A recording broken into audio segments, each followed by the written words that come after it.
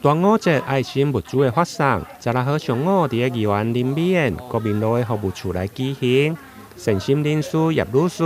因为体谅基层家庭生活无容易，特别伫个端午节进前，结合宜园的服务处发送民生的物资，甲着500块的爱心红包，希望会用个帮助弱势家庭减轻生活的负担。首先呢，还是要再次感谢我们叶秀珠女士，在我们的端午佳节之余，我们发放了500块的爱心礼金，还有我们的泡面物资，为了就是体恤我们的弱势的家族，希望在端午佳节之余，还有温馨的一天。这现场的话，我们的这位是我们那个叶秀珠女士的代表，谢谢她，也希望呢，因为有这个活动可以抛张引玉，让我们现场我们的社会的一个爱心人士，能让我们多多关怀需要帮助的人。叶秀珠女士她秉持的就是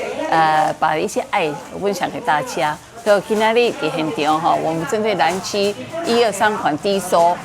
总共587位的这些好朋友来到这边现场，简单一个东西以及一个物资的喜气版带来的祝福满满，爱心满满。这边他希望大家都能够一切能够吉祥，一切能够平安。议员表示，5日节是台湾传统的民俗3大节日，具有平安的节庆。上午的发送包括南区1、2、3款的价收入户，总共587户受惠。现场包括市府社会局救助科以及新闻处嘛拢派员出席，见证这项有意义的活动，并颁证感谢状，予议员甲叶女士的代表等表示感谢之意。